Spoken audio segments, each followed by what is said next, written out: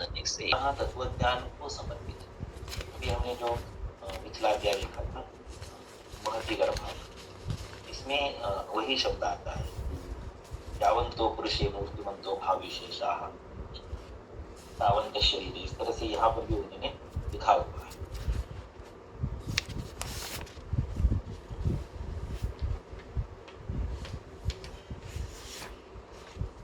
जो हमने पढ़ा था तो वहां पर भी चक्रपाणी स्वयं लिखता है। इसका जो विस्तार है वो हम आपको अगले अध्याय में बताएंगे। छूट गया कहीं पर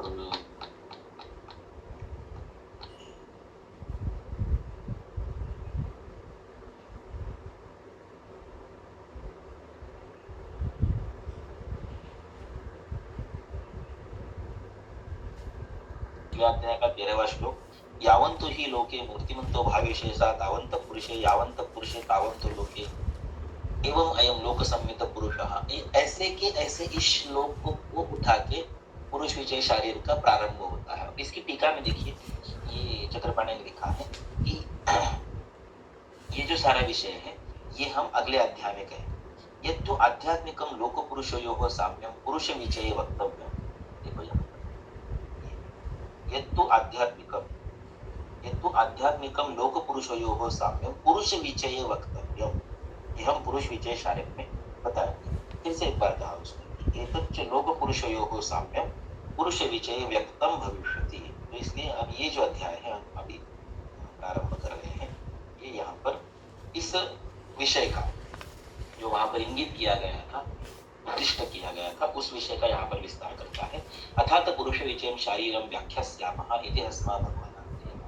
अभी वही श्लोक आएगा, पुरुषोयम लोक संमितः इति उवाच भगवान सुधात्मया यावंत ही लोके। अभी यहाँ पर ब्रैकेट में मूर्तिमंतो आ गया पाठक भाव विशेषाः तावंत पुरुषे यावंत पुरुषे तावंतो लोके इति एवं वादिनं भगवंतम आत्रेयम अग्निवेश उवाच। ऐसा कहने वाले भगवान पुनरुसु आत्रेय को अग्निवेश ने ये कहा, क्या कहा, नैतावता वाक्येन उक्तम वाक्यार्थम अवगाहामहे न एतावता वाक्य। केवल इतने ही वाक्य से इस वाक्य का अर्थ, इस वाक्य का प्रयोजन, इस वाक्य का उपयोग, इस वाक्य का पर्पस क्या है वो हमें अवगाहामहे न, हमें समझ में नहीं आ रहा, उसमें हम अवगाहन नहीं कर पा रहे, इस वाक्य के अर्थ में हम पूरा डूब नहीं पा रहे। तो इसलिए हमारे लिए अब ये गूढ़ है, ये हमारे लिए अगाध है। गाह का पास्ट पार्टिसिपल होता है गाढ़, अवगाढ़, अवगाहामहे। इसमें हम डीप तक नहीं जा पा रहे, इसलिए आप इसका विस्तार करें। भगवता बुद्धिया भूयस्तरम, इसलिए आप भूयस्तरम इसका और विस्तार से अनुव्याख्यायमानम शुश्रूषा, आपके द्वारा इसका व्याख्यान होते हुए हम सुनना चाहते हैं। शुश्रूषा आदि तम उवाच भगवान आत्रेय। ऐसा कहने वाले उस अग्निवेश को भगवान आत्रेय ने कहा, क्या कहा, अपरिसंख्यया लोक अवयव विशेषाः। लोक, विश्व, ब्रह्मांड, यूनिवर्स, ग्लोब, वर्ल्ड, आपको जो कहना है, इसके अपरिसंख्यय अविशेष, सॉरी विशेष, अवयव विशेष जो है ये अपरिसंख्यय की गणना नहीं हो सकती। पुरुष अवयव विशेष अभी अपरिसंख्यया, पुरुष के भी अवयवों की गणना नहीं हो सकती, वे भी अपरिसंख्यय है। तेषा, उनमें से, यथा स्थूलम, जितना हो सकता है ग्रॉसली, कातिचित भावात, उनमें से कुछ भावों को सामान्यम अभिप्रेत। अधिकार क्या है इसका, सामान्य। सामान्य क्या होता है, समान नहीं होता है, सिमिलर होता है, उसकी सदृश होता है, सारूप्य होता है, समीपत्व होता है। अभी मैंने एक जस्ट 15 दिन पहले सामान्य पर एक वीडियो अपलोड किया। तो मैंने आपको बताया कि यहाँ पर नासिक का जो कॉलेज है रेल सेवा संघ था, वहाँ पर एक CME थी, कंटिन्यूअस मेडिकल एजुकेशन, राष्ट्रीय विद्यापीठ और आयुष मिनिस्ट्री के द्वारा संयुक्त रूप से उसका आयोजन हुआ। तो CME में संहिता सिद्धांत के बहुत सारे विषयों का बहुत सारे लोगों ने प्रस्तुत किया। उसमें से 2 विषय मुझे दिए थे, एक था षट पदार्थ और दूसरा है पंचमहाभूत। वो जो करीब करीब पहला व्याख्यान 1.5 घंटे का, दूसरा व्याख्यान 3 घंटों का व्याख्यान है। उसमें से पहले 40 मिनट का व्याख्यान जो है वो षट पदार्थों का परिचय, प्रस्तावना और षट पदार्थों में जो सर्वप्रथम है चरक की दृष्टि से सामान्य, उसका वहां पर विवरण जो किया एक अलग दृष्टि से किया है कि देखिए ऐसा है कि षट पदार्थ हमारे शास्त्र में नहीं, यद्यपि षट पदार्थों का उल्लेख है, वर्णन है, किंतु वो वर्णन, वो उल्लेख, उसका क्रम, उसका प्रयोजन ये वैशेषिकों से बहुत भिन्न है। वैशेषिक लोक की दृष्टि से षट पदार्थ लिख रहे हैं, द्रव्य गुण कर्म सामान्य विषय समवाय अभाव सप्त पदार्थ। हमारे शास्त्र में द्रव्य गुण कर्म यह क्रम नहीं है, हमारा क्रम है सामान्यांचे विशेषांचे गुणांद्रव्य आणि कर्मचे समवायांचे तज्ञात्वा, इस तरह से हमारा क्रम। और ये क्या है हमारी दृष्टि से, ये सारा जो वर्णन होता है चरक में, तो पहले सामान्य वर्णन, फिर विशेष वर्णन, ऐसे करके समवाय कर्म, इसके बाद वाक्य आता है इत्युक्तम कारणम कार्यम धातु साम्यम इह उच्यते। यह अस्मिन् शास्त्र, आयुर्वेद शास्त्र में या चरक संहिता में या काय चिकित्सा रूप प्रास्ताविक विषय में ये जो हमने अभी 6 बातों का विवरण किया, ये क्या है, ये षट पदार्थ नहीं है। इत्युक्तम कारणम, ये कारण है, और अगर ये कारण है तो कार्य क्या है, ऑब्वियस। अगर आप कारण बता रहे हो तो आपको कार्य क्या है वो बताना चाहिए। तो इन 6 कारणों से कार्य बनता है धातु साम्य, और उस धातु साम्य के लिए कुछ करना, ये विषय का कर्म है। चरक सूत्र 16 धातु साम्य क्रिया चुक्ता तंत्रस्य से प्रयोजनम, ये तंत्र का प्रयोजन, और वो धातु साम्य के लिए काम करना। प्रथम शरीरे धातु नाम वैषम्यम न भवेत् इति समानं चानुबद्धस्यात् इत्यर्थं क्रियते क्रिया कर्म तत् विषयां स्मृतम्, वो विषय का कर्म। यानी ठीक से देखा जाए तो विषय का कर्म क्या है, धातु साम्य बनाए। साम्य क्या है, तो समत्व बनाए। समत्व किस पर निर्भर है, तो सामान्यादि षट कारणों पर निर्भर है। उसमें से अग्र के रूप में कौन है, सामान्य। अब उस सामान्य का एक अलग दृष्टिकोण मैंने उस व्याख्यान में प्रस्तुत किया है। जिनको उत्सुकता है, जिज्ञासा समय है, वो लोग वो व्याख्यान जो है हमारे YouTube चैनल आप ओपन करेंगे तो आप इस समय तो सबसे पहले नंबर पर वो व्याख्यान देख लीजिए। उसमें से थोड़ा समय आपके सामने प्रस्तुत कर दूंगा कि 40 मिनट यहाँ पर बताना कोई उचित भी नहीं, आवश्यक भी। तो मेरा एक ऐसा मानना है कि सामान्य होता है, विशेष नहीं होता। क्या बात कर रहे हो, चरक ने विशेष का वर्णन किया, भागवत ने विशेष का वर्णन किया, विशेष सुपृथकृत वहां पर डिफिनेशन, और आप क्या बात कर रहे हो। देखिए अगर आप सीएमई में बात कर रहे, सीएमई का मतलब क्या है, कंटिन्यूअस मेडिकल एजुकेशन। अभी मॉडर्न में क्या होता है, देखिए हम कंसेप्ट तो हमारे हमको सोचती नहीं, जो मॉडर्न में होगा उसका समांतर जो भी है वो करना, इसमें हमें बहुत गौरव होता है। तो उनके वहाँ सीएमई चलती है, हमारे यहाँ भी चलनी चाहिए, हमारे यहाँ भी सीएमई चाहिए। उनके यहाँ सीएमई क्यों चलती है, क्योंकि कुछ ना कुछ रोज नया ऐड होता है, नया ड्रग ऐड होता है, नया प्रोसीजर ऐड होता है, नया इंस्ट्रूमेंट ऐड होता है, नया रोग ऐड होता है, कुछ ना कुछ ऐड होता रहता है। So they need continuous medical education. हमारे यहाँ क्या ऐड होगा, 3 में 4 चौथा दोष आएगा, 7 में 8वां धातु आएगा, नहीं आएगा। फिर हमारे सीएमई का मतलब क्या है, अगर उसमें बदलेगा ही कुछ नहीं, अपडेशन ही कुछ नहीं होगा, तो आप सीएमई क्या करें, सीएमई क्या करेंगे, चाय नाश्ता करेंगे, सुबह तो फिर लंच करेंगे, शाम को उस स्थान पर जो भी प्रेक्षणीय स्थल है उनको विजिट करने के लिए जाएंगे। सारा स्पॉन्सरशिप सेंट्रल गवर्नमेंट से आता है। तो मेरा ये मानना है कि सीएमई जो है कंटिन्यूअस मेडिकल एजुकेशन है, जो हम इस समय कर रहे हैं, हम ये प्रयास कर रहे हैं कि उस चरक संहिता के पठन के निमित्त से हम उसके इर्द गिर्द आसपास समांतर विरोधी तत्सम ये जो संदर्भ है प्रसंग के रूप में आने वाले उनको भी देखें।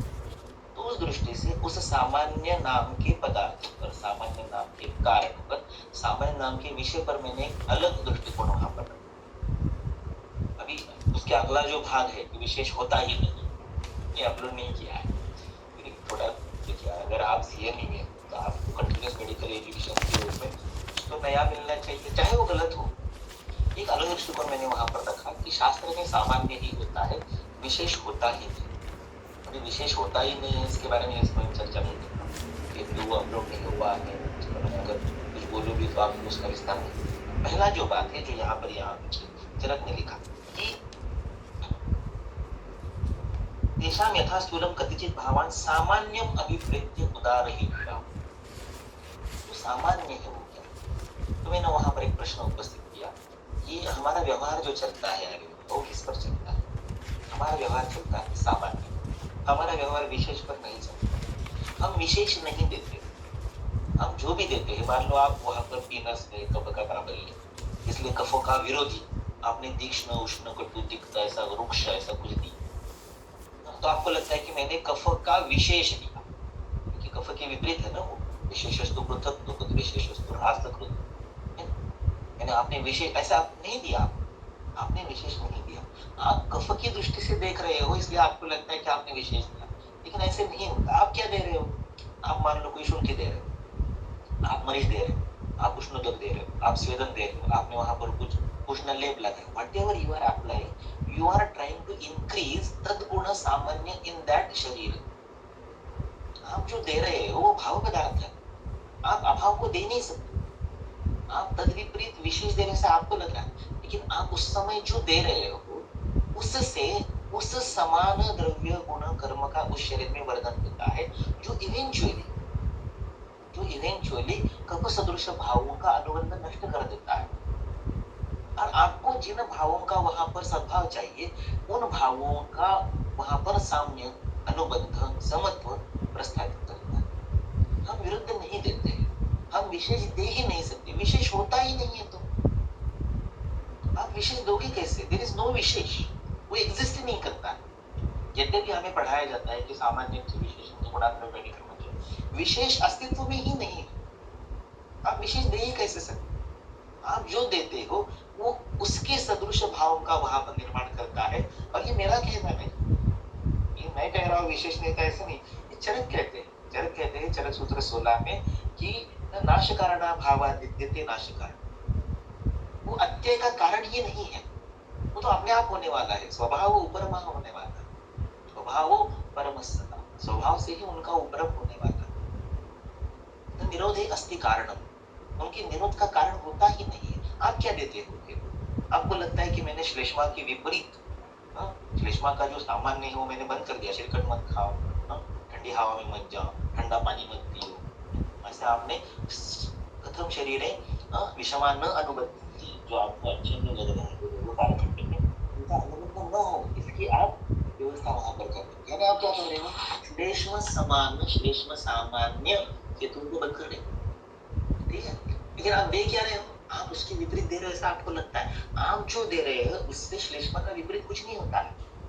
आप जो दे रहे हो वो उन भावों का वहां पर सामान्य होता है, उन भावों का वहां पर सद्भाव होता है, उन भावों का वहां पर वर्धन होता है, उन भावों की वहां पर उपस्थिति होती है, जिससे अभिभूत होकर रोग कारण जो वहां पर श्लेष्मा का संचय वो नष्ट होता है। You can't give wishes, you cannot dispense wishes. Whatever you are giving सामान्य of तद विपरीत भाव, ऐसा मैंने वहां पर लिखा है। इसलिए हमारी सारी जो प्रैक्टिस है वो अकेले सामान्य पर चलती है, जो सारी प्रैक्टिस है वो अकेले सामान्य पर चलती है। और सर्वश्रेष्ठ प्रमाण कौन सा है? ऐसा उस सामान्य के प्रसंग से, सामान्य के निमित्त से मैंने प्रश्न उठाया कि सर्वश्रेष्ठ प्रमाण कौन सा है। ऑफ कोर्स आपको लगेगा आप तो प्रमाण सर्वश्रेष्ठ है। कौन आपका है आज? आपको मैंने पूछा कि बेटे टोमेटो का रस किसी ने बता भी दिया, कौन उसको मानेगा? मैंने आपको पूछा कि पेट्रोल का महाभूत बताओ, कौन मानेगा उसको? आप बता सकते हो पेट्रोल का महाभूत? नहीं बता सकते, मान भी लिया आपने, बता भी दिया, who will trust? आप तो नहीं, यानी आज की स्थिति में आप तो डज नॉट एग्जिस्ट। आपको प्रत्यक्ष से कुछ पता चलता है क्या चल रहा है? वो आपके सामने मैंने एक पेशेंट खड़ा किया जिसको टीवीडी है, आपके सामने मैंने एक पेशेंट खड़ा किया जिसको टीएमबीसी है, आपके सामने मैंने एक पेशेंट खड़ा किया जिसको वहां पर एक 14 mm का गॉलस्टोन है। आपको सामने देखिए क्या पता चल रहा है? आपको मैं जब तक सोनोग्राफी का रिपोर्ट ना दे दूं, आपको मैं जब तक एंजियोग्राफी का रिपोर्ट ना दूं, आपको जब तक पेट स्कैन का रिपोर्ट ना दूं, आपको क्या पता चलेगा? प्रत्यक्ष से क्या पता चलता है? नहीं चलता है। अनुमान दायरे में होता नहीं, क्योंकि अनुमान के लिए उदाहरण चाहिए, साहचर्य नियम व्याप्ति चाहिए, एक जैसा दूसरा उदाहरण होता नहीं है पुरुष अवस्था में।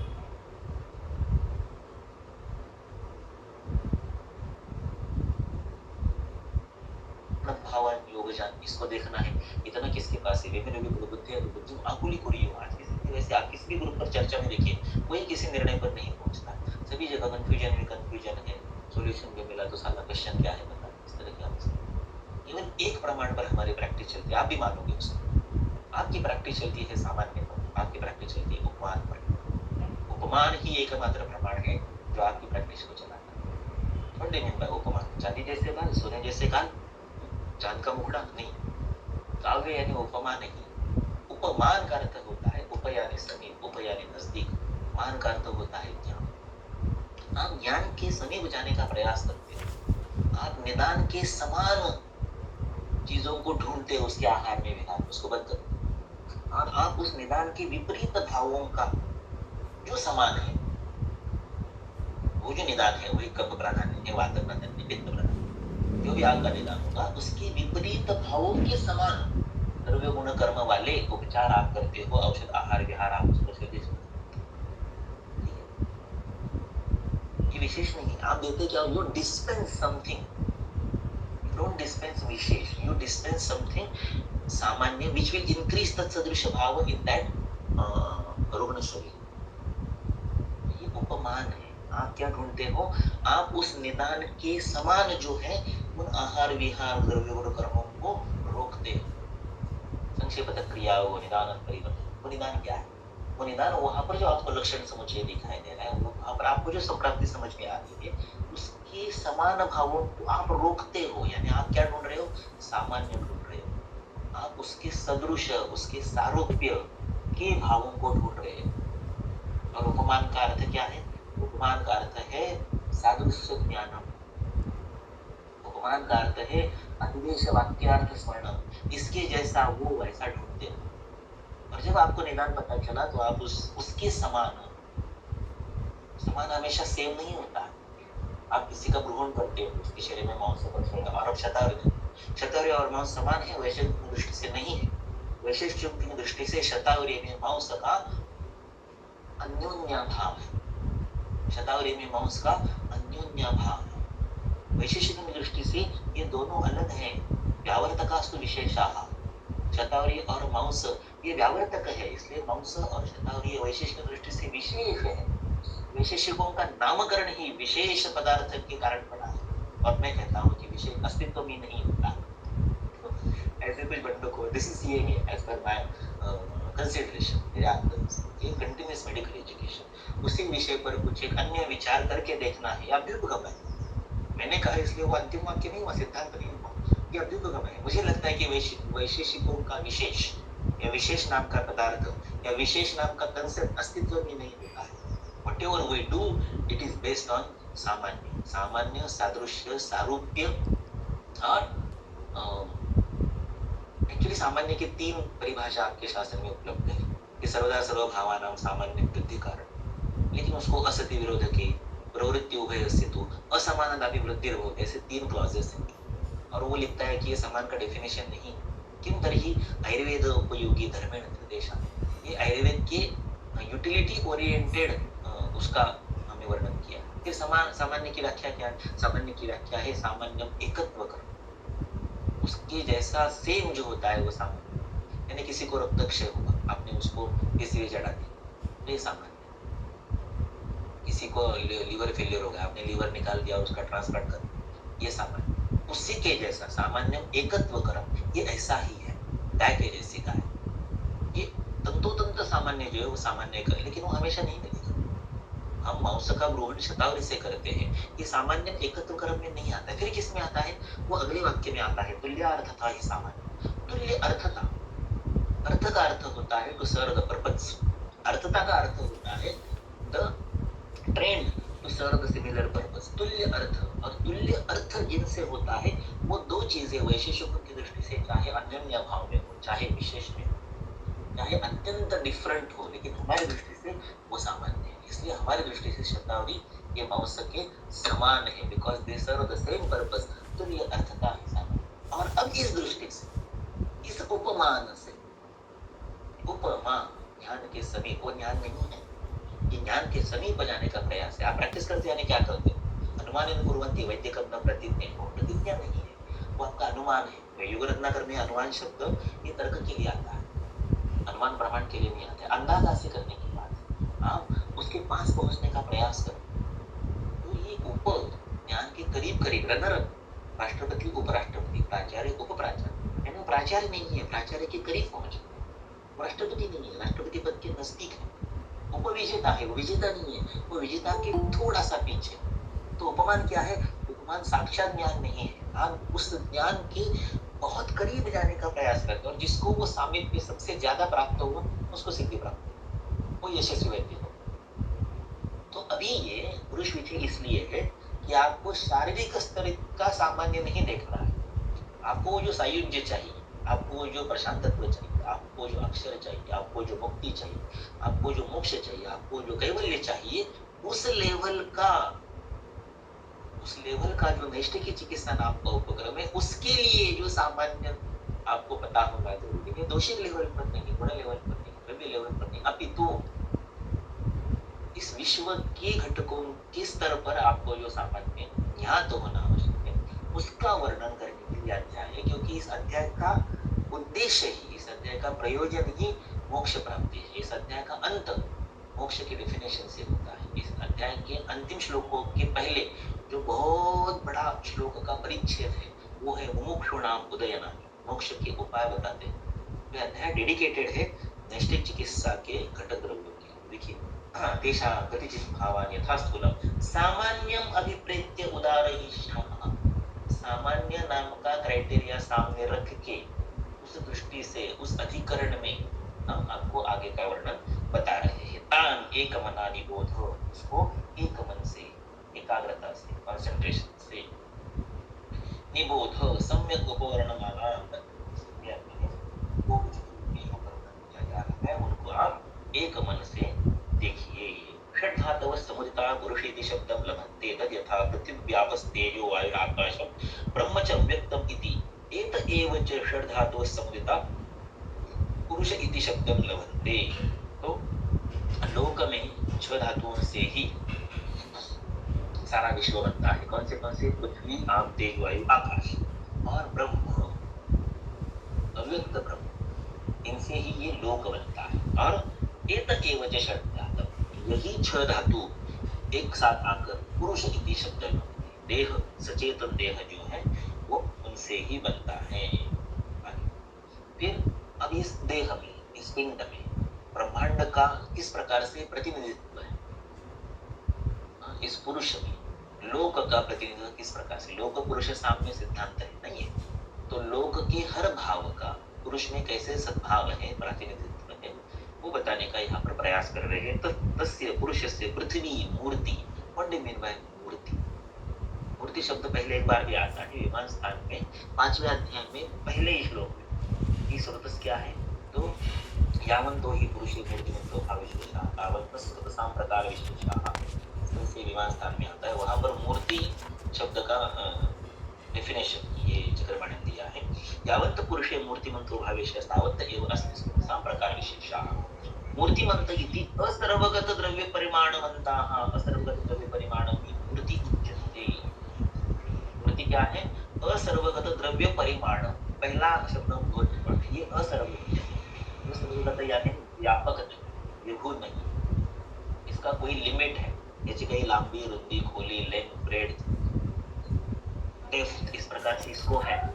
ऐसे सुनिश्चित परिणामवंत काउंटेबल भावों को मूर्ति है। और मूर्ति का प्रतिनिधित्व है, तो ये मूर्ति जो है ये पृथ्वी का प्रतिनिधित्व है आपके शरीर में। इस प्रकार से इनका वर्णन। तस्य पुरुषस्य पृथ्वी, लोक में जो पृथ्वी है वो शरीर में मूर्ति है। लोक में जो आप है, ब्रह्मांड में जो जल तत्व, आप तत्व है, वो शरीर में क्लेद है। देखिए, क्लेद शब्द आप कहा, क्लेद जो है आप, जो हम चिकित्सा कर रहे हैं आज, उत्तरपंजन्य जो आप संतरपंजन्य जो विकार आते थे, उनकी चिकित्सा इस लाइन पर होती है। आप अर्थात क्लेद, जल है वो हमेशा स्वच्छ होगा ऐसे नहीं, क्योंकि एक भूतजन्य भाव नहीं होता। तस्मात् नैक रसं द्रव्यं भूत संघात संभवात् नैक दोषास्ततो, ना एक रसजन्य द्रव्य होता है, ना एक दोषजन्य विकार होता है। क्यों? क्योंकि भूत संघात संभव, हर भाव में पांचों महाभूत। तो जल को अगर क्लेद कहेंगे तो जल के साथ उस समय कितनी पृथ्वी, कितना पृथ्वी, उसके अनुसार उस स्थान के, उस अवस्था के पिंड का स्वरूप।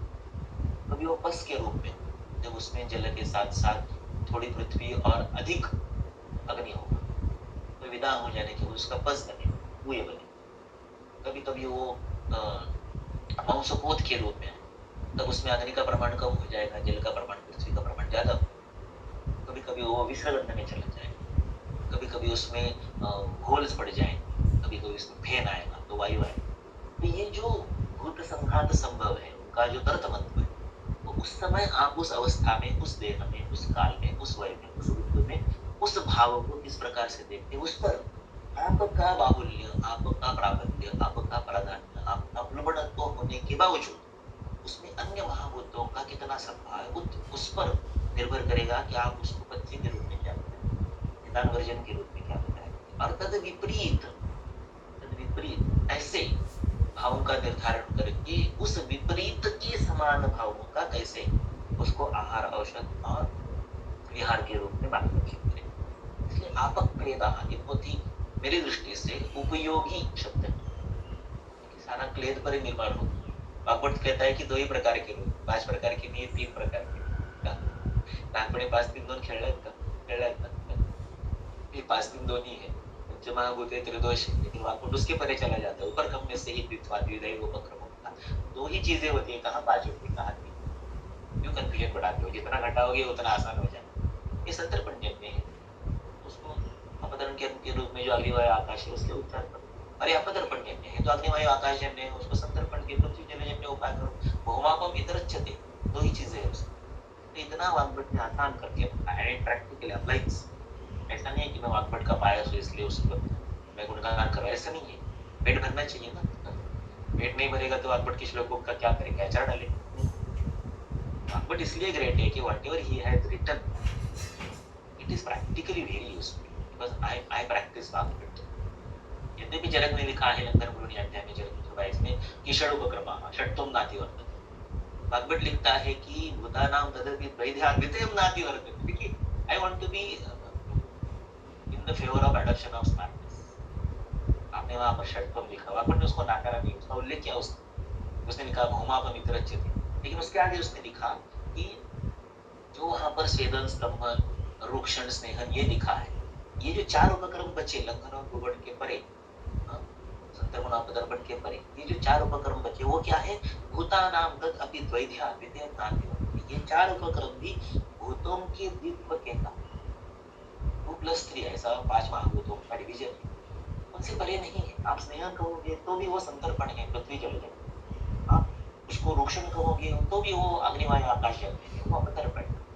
आप स्तंभन कहोगे तो वो पृथ्वी जल जन्य है, फिर से वो संतर्पण। आप स्वेदन कहोगे तो अग्निजन्य है, इसलिए वो फिर से अपतर्पण। भूतानां तद द्वैध्या द्वितीयं नाति वर्तते। जलसूत्र 22 का अंत होता है षट्तम नाति वर्तते। वाग्भट सूत्र 14 की शुरुआत होती है द्वितीयं नाति वर्तते। इसको अडॉप्ट अस्तु। तो अपक्लेदः तेजो अभिताप, जो तेज है वो यहाँ पर संताप के रूप में, ताप के रूप में, उष्णता के रूप में, भक्ति के रूप में, व्हाटएवर यू कॉल इट। तो आगे का पढ़ेंगे कल। आपके संयमी श्रवण के लिए धन्यवाद। बहुत बहुत धन्यवाद सर। आज के लिए हम यहीं रुक रहे हैं और फिर कल फिर से मिलेंगे 7:30 बजे।